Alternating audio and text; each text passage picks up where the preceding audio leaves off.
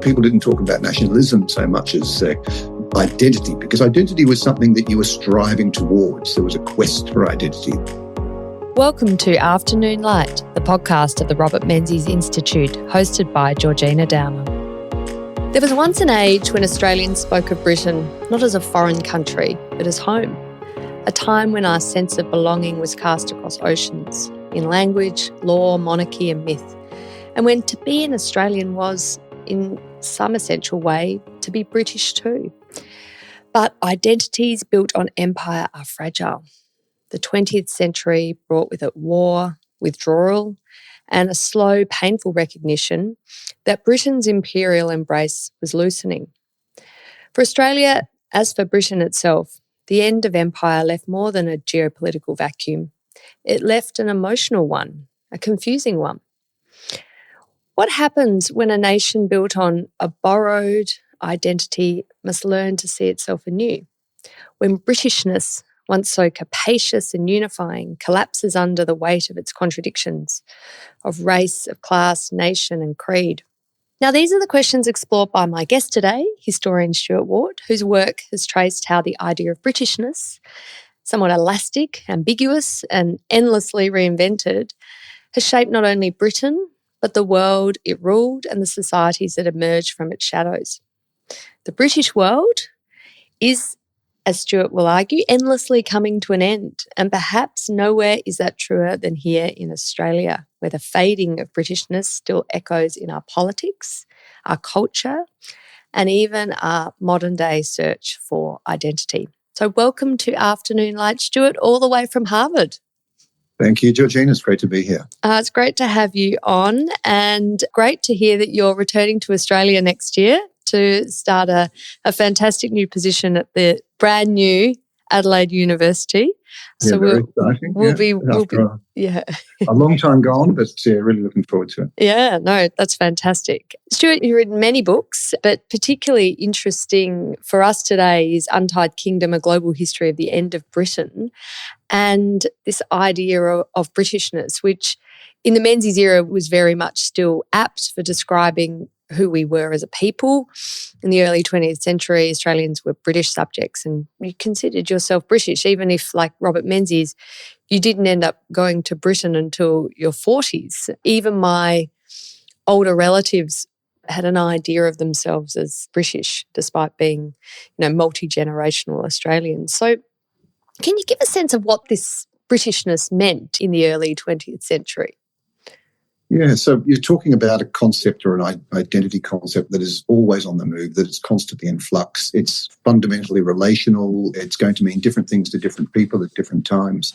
But certainly by the time you get into the 20th century in Australia, it's become part of the kind of the cement, if you like, of Australian civic culture. The oaths of allegiance, it's on the flag. The anthem, of course, is the royal anthem. You have all of the rituals for Empire Day and so on and so forth. I mean, the popular myth today is that, part of the sort of the difficult process of living this down, there's a popular myth that says, well, this was really just a kind of a small segment of society. This was like the toffs. This was like the aristocrats. This was like the Church of England. This was a kind of actually quite obscure thing. And what a good thing is that we've seen the back of it. But when you scratch the surface of all different walks of life, the working class groups, the labour movement had its own senses of connectivity, its own sense of partnership. You had ideological connections. You had the business world. You had the professions. You had all of these different organisations that each in their own way cultivated some conception of British selfhood. If I was to quarrel with something you said in your introduction, you referred to this as a borrowed identity, but I tend not to see it like that. I think it's an easy assumption to make, but I think it's a misleading one. That Britishness was something that migrants brought with them. They arrived with their baggage, with their trunks and so forth, and unpacked it along with everything else sort of ready-made. But in fact, particularly if we go back to an earlier period, into the sort of early to mid-19th century, this is an idea of the people that is trying to make sense of a new era, a time when the idea of the people is being dissipated to different parts of the world. This is a demographic revolution. This is an upheaval.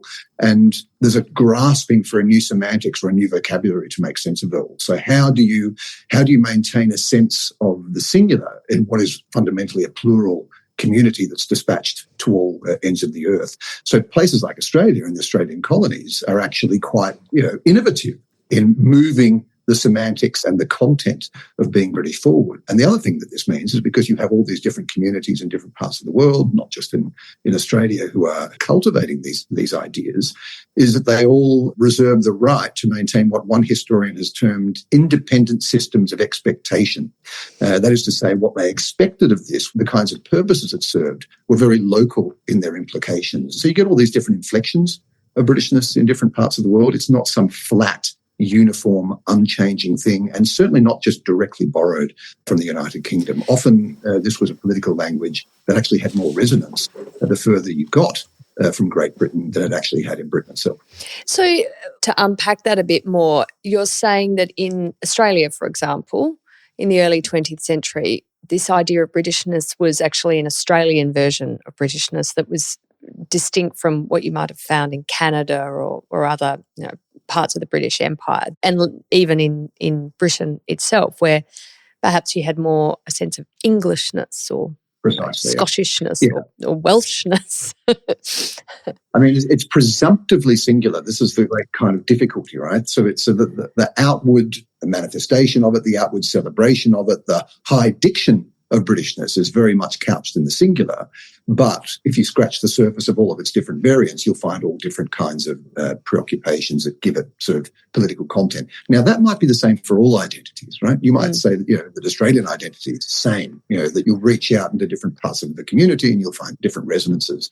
What I think is distinctive about Britishness is that it's almost designed for this purpose. That is to say, even in the UK, right? It emerges in the 18th century. You can go back to James I, who tried it out as a constitutional contrivance because he inherits both crowns, didn't really take off. But into the 18th century, a constitutional contrivance becomes something that people will actually attach sentiment to. It becomes an emotionally resonant concept, but without superseding Englishness, Scottishness, Cornishness, whatever else. And this is what's distinctive about it. It is an inherently composite identity, which means that it's going to be even more prone to these kinds of variations. So, in the case of Canadian Britishness, it has a particular inflection of being quite anti-American, right? That we cleave to this because it makes us not them. Mm-hmm. In South Africa, in the 20th century, because you had the legacy of the South African War, because you had this massive Afrikaner community, there was a sensitivity about not overdoing it. So the high diction, the outward celebration of Britishness was something that was toned down somewhat by the English community because you didn't want to frighten the horses.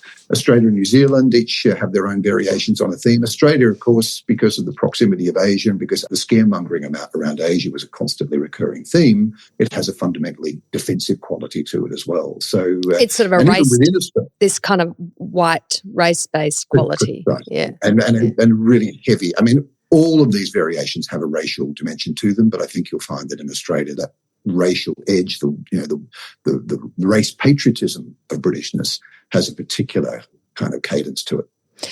What were the particular characteristics of Britishness in the Australian context in the early 20th century? If you'd have asked someone in sort of 1910, what is Britishness? How would they have encapsulated it in a sort of few words?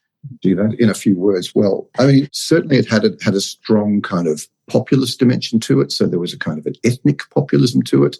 The idea that, we have our legislature, we have our political system, our political beliefs. It's a liberal set of ideas. It's a belief in all of the freedoms, freedom of movement, freedom of speech, freedom of assembly, the right to vote, all of these kinds of things. So it has an important civic dimension to it, but it also has an important cultural and ethnic dimension to it as well. The crimson thread of kinship, Parks's, famous formulation.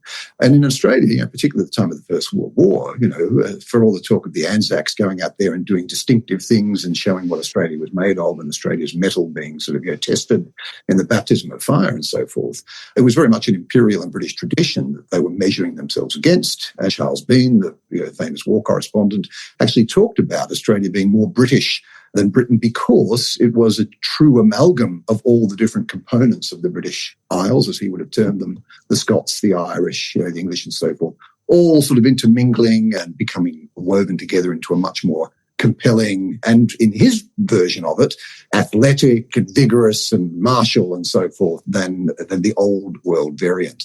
So there was an idle boast to early 20th century Australian Britishness, and this was Bean talked about this. You also, Billy Hughes talked about this, of Australia being more British than the British themselves. This could also be flipped around. You could sometimes hear the same claim being used in Britain, but more with a sort of a raised eyebrow, that there was something vaguely suspicious about this. There was an affectation or perhaps even a contrivance, and certainly a sense that these colonials have this need to sort of boast about their Britishness in a way that we at home, we're much more comfortable in our skin and we don't quite have to sort of blow the trumpet in quite the same way, even though, of course, they did. So, these are just some of the ways that I think you would describe Australian Britishness in the early 20th century, but there are many, many variations on that thing. To ask someone, what is your identity, your, Australian identity or British identity, if you ask 10 people, you probably get 15 different answers. It is a very personal thing, but you think there are some things that they would generally agree on. So that understanding the sort of civic, the institutions of Australia that we've inherited from Britain, and democracy, as you said, rule of law, respect for individual freedoms. But what about that, fair go? Was that a strong sense of Britishness? Was it carrying over from a sense of Britishness, or was that something that was developing to be a more of an Australian, I guess, tweak on the identity? Because we obviously didn't carry over the aristocratic society that Britain still has to this day, and would consider ourselves much more egalitarian than Britain. And yet, how do we resolve that tension in the early 20th century? Yeah, well, I think that, part of the problem that has essentially beset the question of Australian identity for generations is the difficulty in actually defining that which distinguishes Australia from that which isn't Australian. And I would hesitate to say that the fair go and its sort of, adjacent sort of ideas was somehow hatched in Australia. I think Northern English people, who also a big part of that cohort that migrated here, would also suggest that no, in Liverpool or in Leeds or in in the north, that this is a really important community value, that this is something that is actually deep rooted in English constitutional liberties and so forth. That it's a popular vernacular, if you like, to talk about constitutional liberties. So I wouldn't necessarily say that it's an Australian contribution to Britishness that that everyone else should be grateful for, but certainly it expresses itself though in a distinctive Australian idiom. Just that form of words that you use, as a distinctive Australian idiom. So I think that's probably what we're looking at there. Yeah, well, I guess Britain has the obsession with queues and order, and there's a sense of fairness in that if you've arrived first, you get served first. So, I mean, in Britain it may be described differently, as you said, than fair go, but yeah. It's interesting. So there's sort of a sense, okay, we didn't get the aristocracy, but actually if you remove the aristocracy from Britain, then you probably got that sort of idea of a fair go. And the migrants to Australia, to the colonies, were not coming from the aristocracy. So they were sort of bringing that sort of, I guess, lower middle class sensibility around fairness. Right, and what goes along with that is all the sort of the small liberal values of getting ahead and opportunity and progress, and each generation should sort of, be able to sort of consolidate where the previous generation left off. These are pervasive in 19th century UK and also in Ireland, for that matter. What about this idea of home? Australians for, I think, decades after Federation would talk about Britain being home, it's the mother country.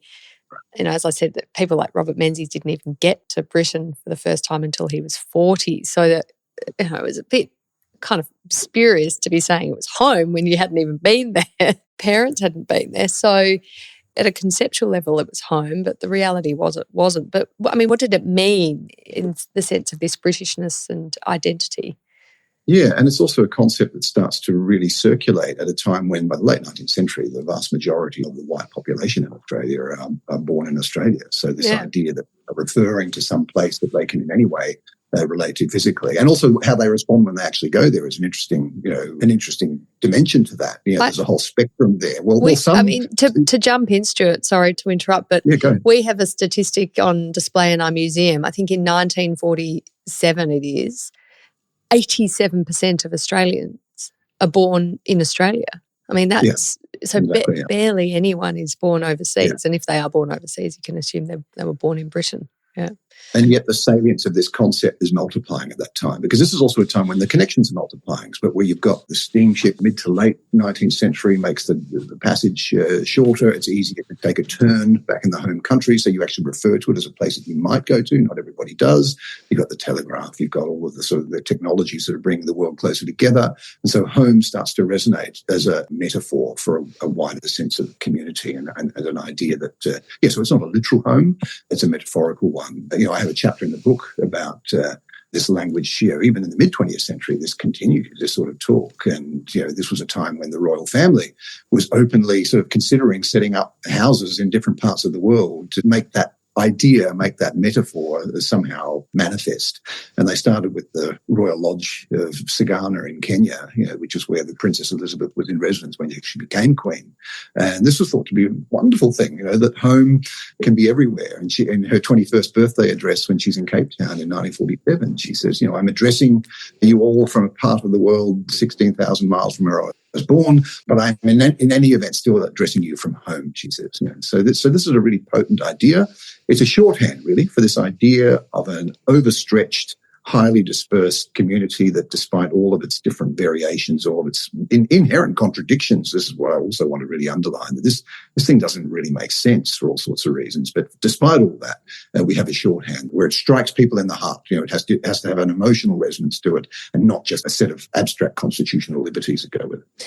I mean, up until World War II, of course, the British Empire is intact. Was there an intention from the imperial administrators to maintain that idea of Britishness, that it was a real aim of keeping the empire together?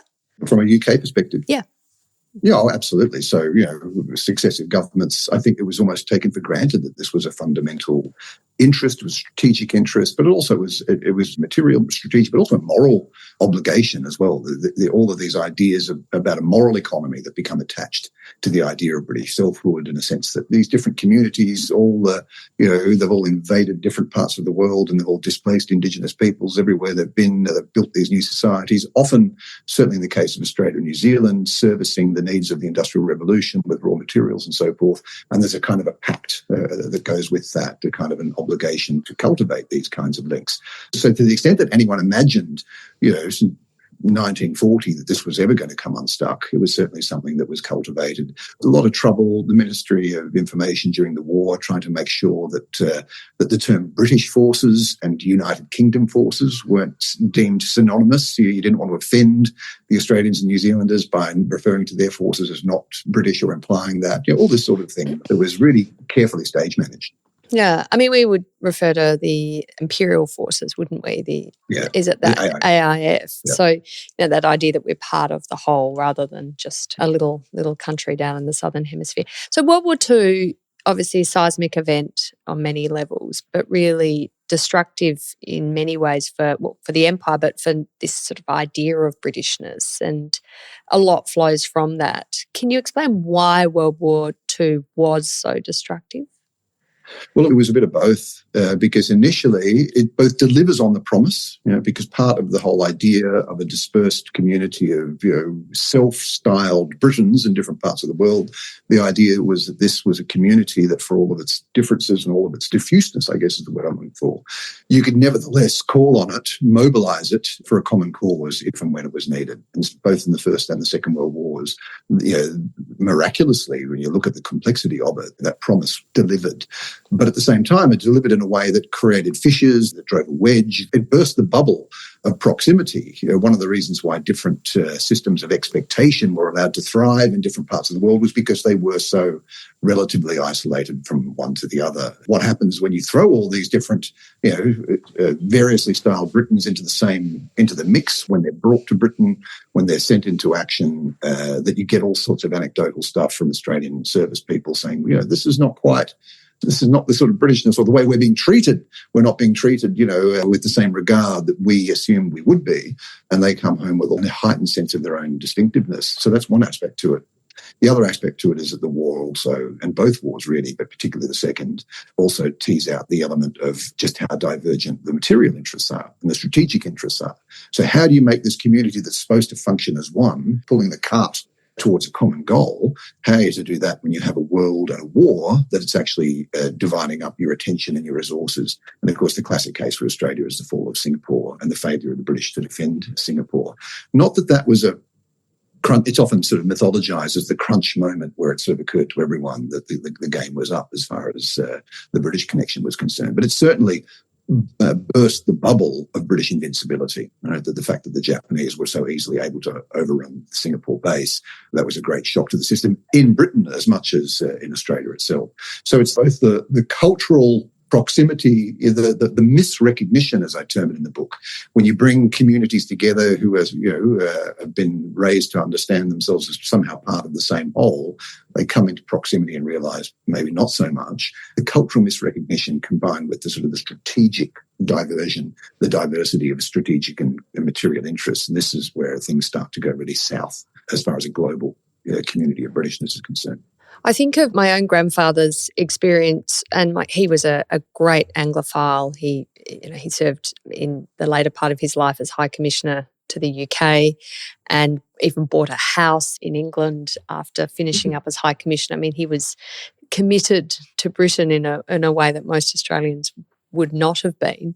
But, he was in Singapore in the AIF when it fell and spent 3 years in Changi as a prisoner of war. And he wrote diaries that you can read.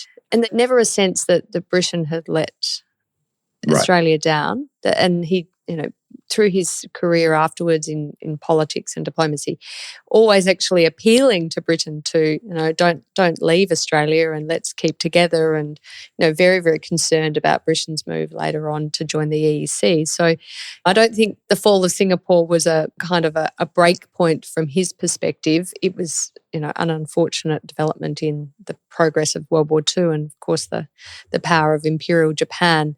But yeah, and in fact, the RSL put out a statement at the time rebuking John Curtin for the famous Australia looks to America statement. That Curtin actually said, well, okay, if they're not going to come to our rescue, we're going to have to sort of rely on the US. And the RSL actually came out and said, hang on a minute, this is going way too far. This is not how we view the British connection. That's far more important than anything the Americans can deliver. So the way in which the war undermines these sentiments, it's a longer game. So it lays the foundations of something that plays out over the next several decades and is going to resonate differently depending on who you're talking to. So in Australia, we were very disappointed about the decline of empire. That was not something that people cheered at all. Different, of course, in places like India, where they absolutely wanted their independence and celebrated the decline of empire. But, I mean, why was it that Australia was mournful of the end of empire and other places, other imperial outposts had a very different perspective?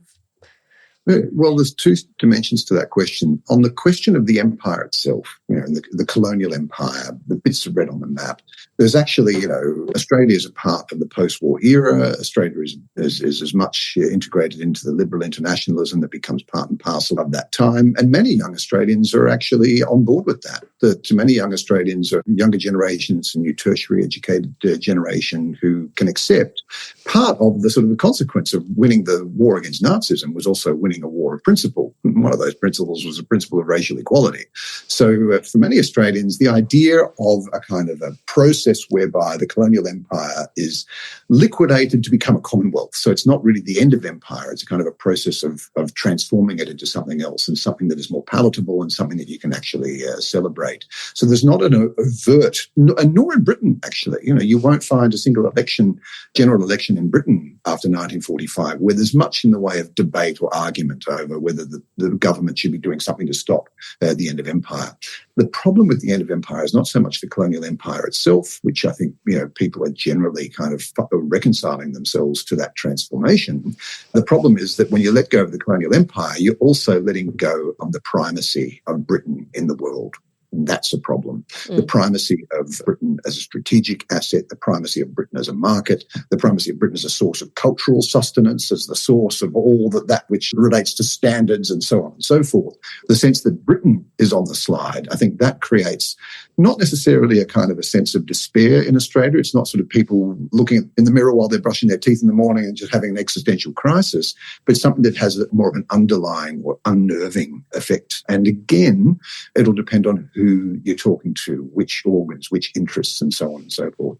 And that shouldn't surprise us so much. I mean, it is a settler society, fundamentally. Colonial Australia is set up both in terms of its economic sinews, in terms of its the political ideals that it inherits, in terms of all this talk about home that we talked about before.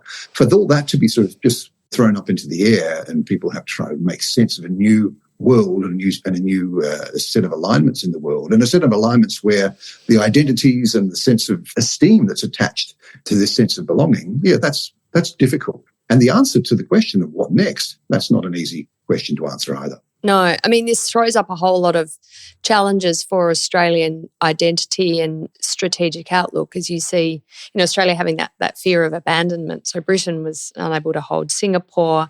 Britain is withdrawing from its colonial outposts in Asia.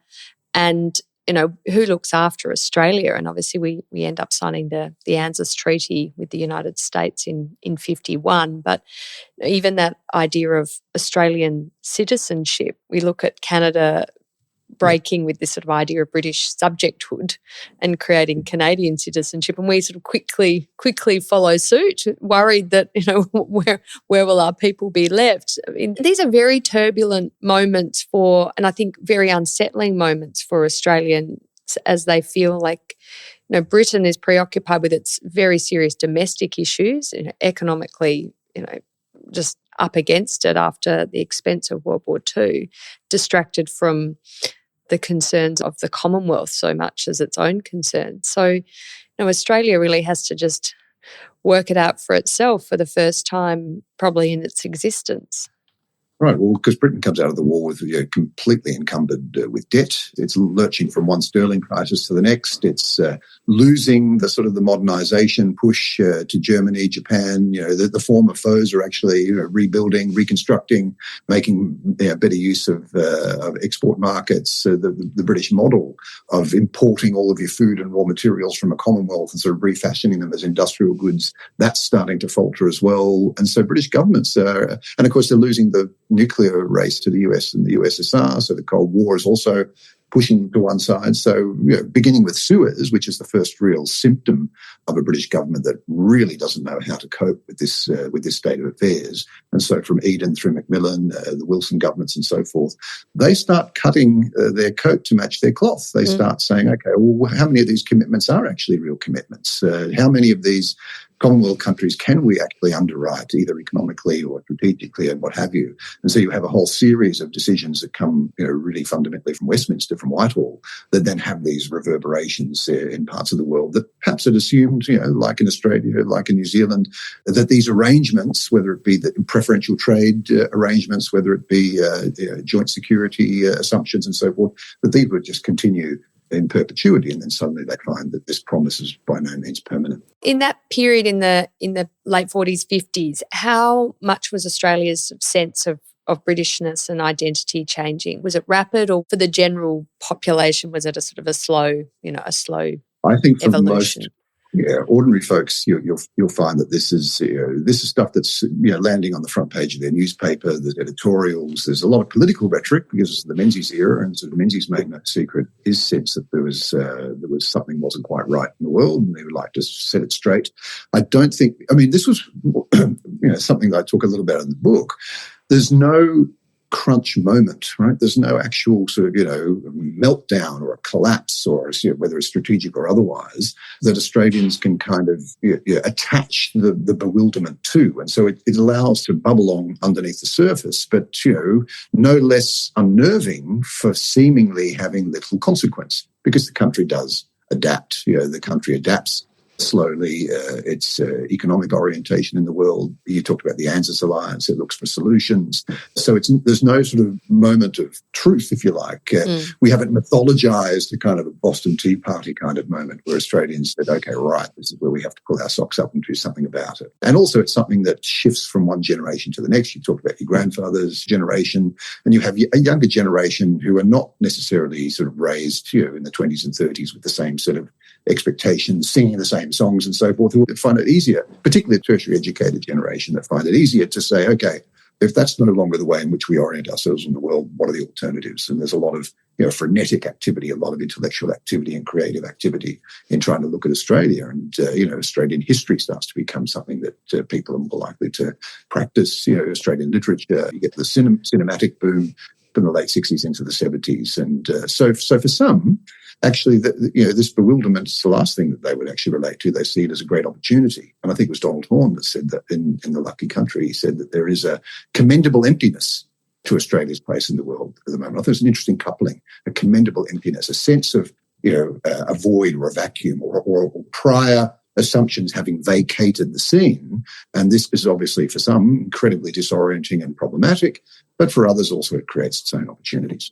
And is this where you see this surge of Australian nationalism? Like, we are going to be new nationalists. We're going to have this new Australian identity as distinct from Britishness and a borrowed identity, as I characterised it before.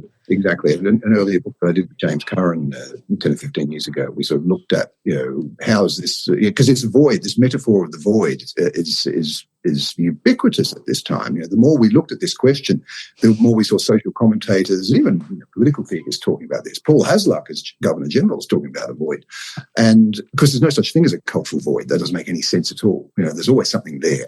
But the perception of a void we found really, really interesting as a way of sort of, getting a purchase on this period, and also as an explanation for the intensity and the energy that goes into the idea of putting Australia on a new footing, on a more self-sufficient footing, on a more self-validating footing, on a footing whereby, not all, but many of the ties to Britain are not only things that you have to accept that you need to relinquish, but you actually valorise and make a virtue of relinquishing those ties. So much of what passes for Australian identity, even the term identity is arguably coined in Australia. More on that if you want to go there, right? The idea of as distinct from national character, as distinct from nationalism. People didn't talk about nationalism so much as identity, because identity was something that you were striving towards. There was a quest for identity that had this sort of sense of a quarry to it. It was also caught up in this is the great age of psychoanalysis. Erickson's term identity crisis, right? These two terms were coupled. So whereas character was something, the earlier term national character was something solid, it was something stable, it was something that was presumptively came to you fully formed and was easy to comprehend. Identity was described as a state of contingency. And so this is what's going on in Australia in the 60s and 70s in particular. And it gets dubbed the new nationalism. That's the sort of the op-ed sort of shorthand for this period. But much of what passes for new nationalism is very much about finding that which is, the antithesis of being British. Yeah, yeah. What about the term values, Australian values? When did that start to be used in sort of, I guess, common parlance? Was that always a feature? Question. Yeah. I think that's later. Because that's not something that is, I could be wrong about that. It wasn't probably on our radar, on our semantic spectrum of the kinds of concepts that were coming up. But certainly, it's part of that rebranding of a sort of social kind of norms, a sort of social expectations. The belief system that makes the society hang together and makes the society tick does at some point become branded as Australian values. I think Australian values, now that I think a little bit more about it, was probably also used more in the context of immigration, that we need to integrate these people. Australia needs immigrants. I think, by the mid-60s, there's no, certainly by 1945, there's no question of that. But there's a lot of anxiety about, and you're not going to source all of your migrant intake from Britain because it just doesn't, they can't keep up the supply. So there's anxiety about how you're going to absorb these people, how you're going to fit, how you're going to make sure that they don't upset the apple cart of whatever set of expectations you have about what makes Australia Australia. So Australian values becomes the thing that they have to adhere to, that they somehow need to embrace. But I think it's a later formulation, to be honest. I mean, I guess immigration is so important here. So through the 19th century, it's almost entirely Anglo-Irish migration to Australia. And then as we get into the post-World War II era, we need a lot more migrants to develop economically and also for defensive reasons. And yet the British migration flows have started to not meet our needs, as you were saying. So this idea of expanding white Australia out to European migration and having a more capacious view of white Australia than just Anglo-Irish becomes accepted, has bipartisan support. But there is that sense we want to keep, so we're not so much talking about Britishness, but talking about Australianness. You come to Australia from, Germany or Greece, Italy, but you need to be Australian. So, you can park your previous heritage culture to one side and turn up at the footy field, go and do Australian things and assimilate. And it's one of the many salutary effects. Thank goodness, that this idea went south in the way it did, because it had a number of salutary effects. One of them being that the White Australia policy, the sort of the anxiety about maintaining that, and there was a lot of anxiety about that, but that tapers off into the early and mid-60s, that if you're no longer going to sort of work so hard to uphold this idea that Australia is part of a global British continuum, and if that's no longer going to be integral to this your sense of selfhood, then you can contemplate, well, do we actually really need this white Australia thing? Now that's not to say that Australia ceases to be racist in the mid-1960s when Holt comes along and starts to sort of pull white Australia apart. But some of the really overt and outward, the institutional racism of a policy like white Australia can be relinquished because those ideas have passed their prime. And another area, I think, where the blinkers being removed of imperial Britishness can be seen coming to the fore is the way in which Australians actually start looking at their Indigenous history, and not just their past, but the Indigenous present. And so it's into the mid to late 60s, you have people like Bill Stanner talking about the Great Australian Silence. Into the 70s, historians start, reconsidering the frontier, the history of the Australian frontier, Indigenous conflict, all of these things that have been completely submerged from view when this country enthralled to this idea, this imperial idea, no longer makes any sense. Other things that perhaps have been sort of obscured by that are much more easily looked at squarely in the face for all of their moral implications and so on. And we still have that conversation continues to this day. What about the other parts of empire in the early Commonwealth era? How are they seeing their sense of Britishness evolving through that time? Was it very different, I assume, from the Australian experience?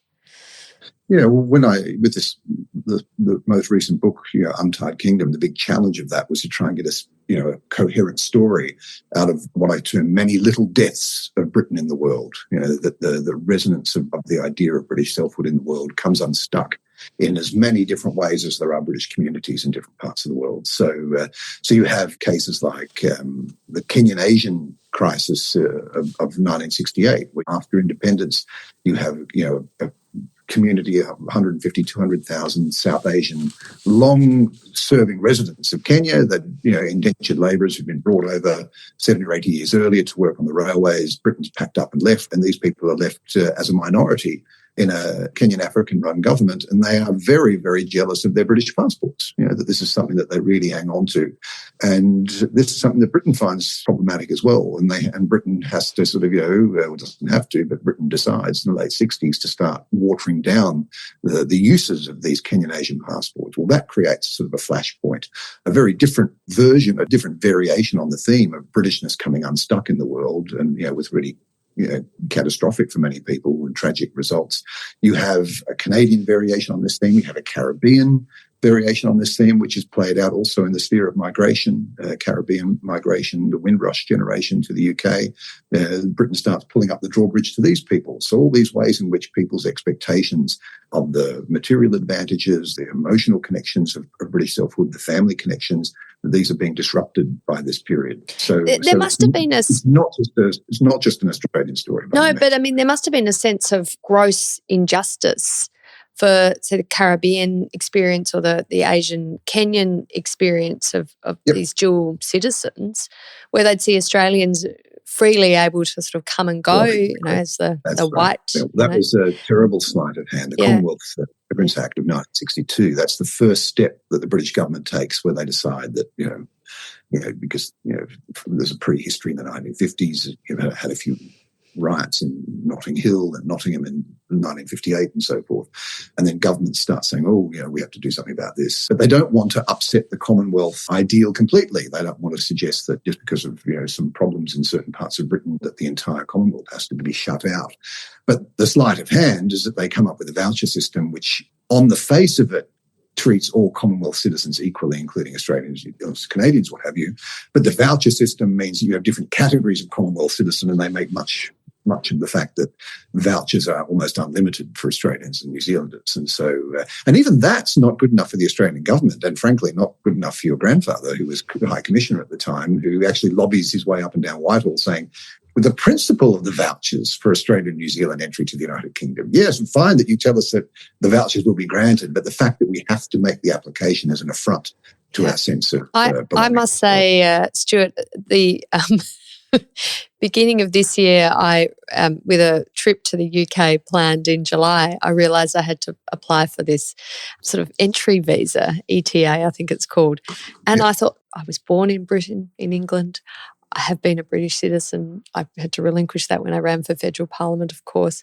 But the idea that I now have to apply for a visa, basically, to enter Britain, the birthplace, my birthplace, the birthplace of my mother, that's got such a strong connection to my family, seemed quite depressing. I mean, it's the reality, and I assume it's a revenue-raising exercise for which is no doubt very lucrative. All these Australians are willing to cough up $35 every time they go to the UK. But I mean, this is, again, that sort of sense that, no, we're completely separate countries. We have separate interests, and the ties that bind of history and, shared battles and wars and shared efforts to uphold our freedoms, that they are forgotten. And, 2025, you just get in the line behind someone from China, someone from, Malaysia, someone from Kenya. You are just but another foreign citizen entering our country.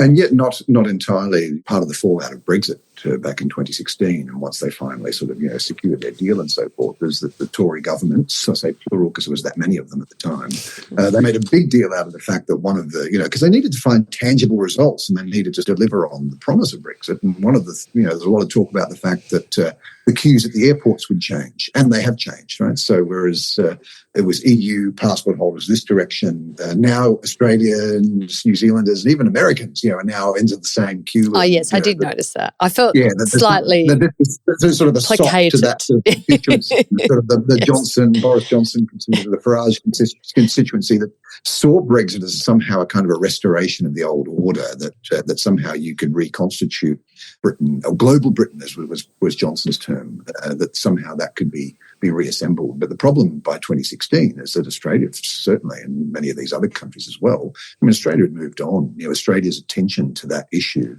was entirely altered from the situation 40 years earlier when Britain had joined the common market, where it really was for Australia's rural industries in particular a matter of their livelihood at stake. And, the Country Party, Jack McEwen, these people were really invested in the question of Britain and Europe.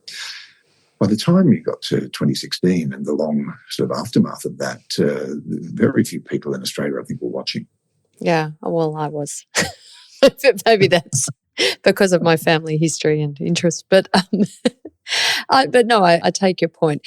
These days, there are sort of a resurgent independence movements within Britain itself. And as a sort of casual observer of British politics and British, I guess, cultural discussions, it is interesting to see this real resurgence in this idea of Englishness and distinctness of Englishness, and that it is something to be fought for, to be preserved, and should be respected. Obviously, we've had the Scottish nationalist movement for quite some time. It has a political iteration in the Scottish National Party, and they've had their referendum unsuccessful, and that bubbles away. So, I mean, this idea of, the decline of empire, the decline of the salience of Britishness across the world is one thing, but how does it manifest, do you think, within Britain even to this day?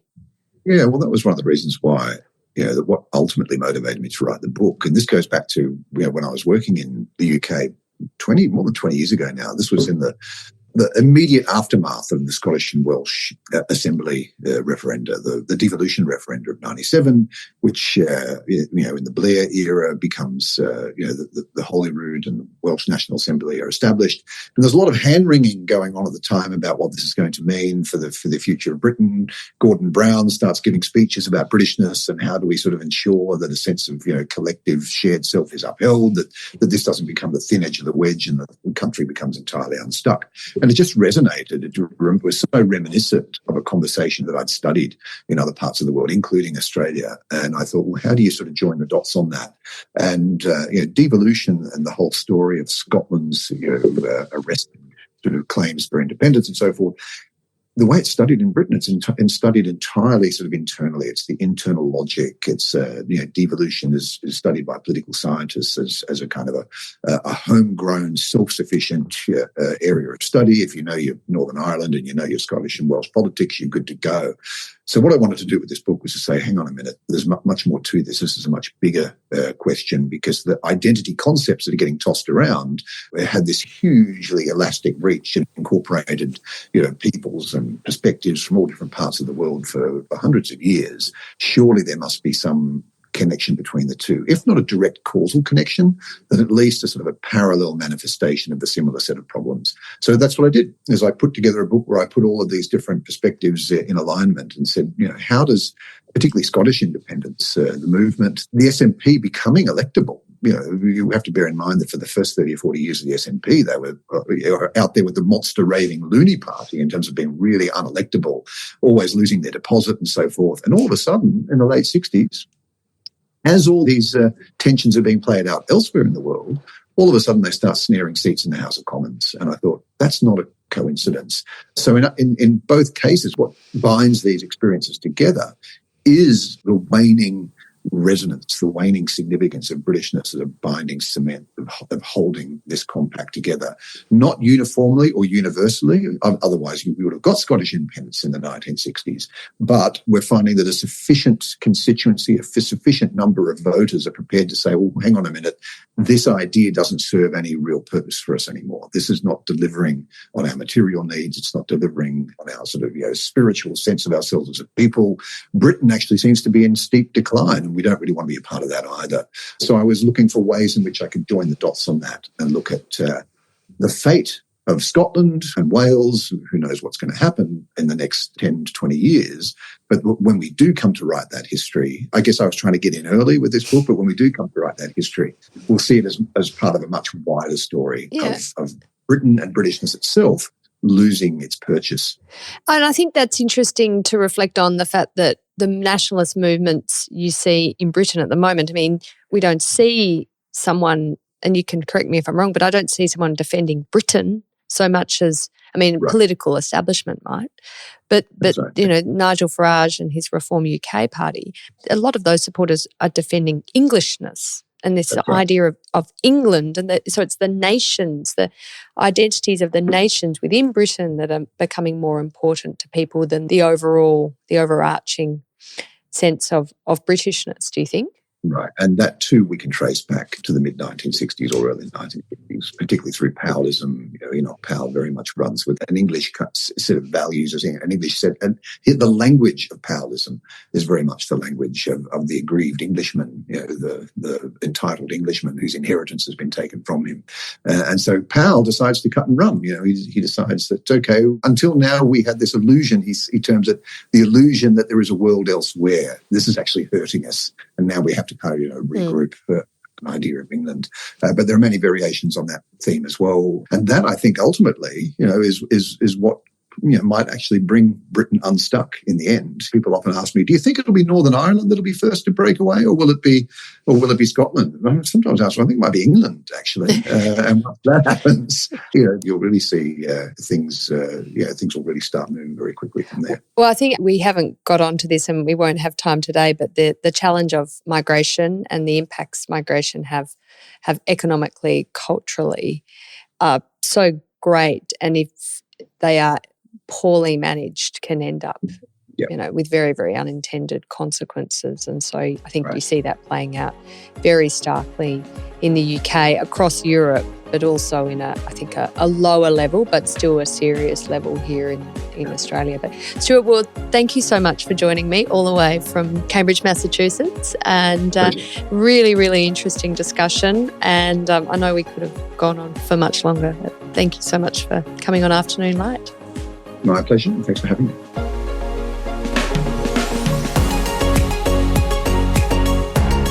That's it for this week's episode of Afternoon Light, the podcast at the Robert Menzies Institute. Please make sure to subscribe and catch up on our latest online content on our website or on Twitter, LinkedIn or Facebook.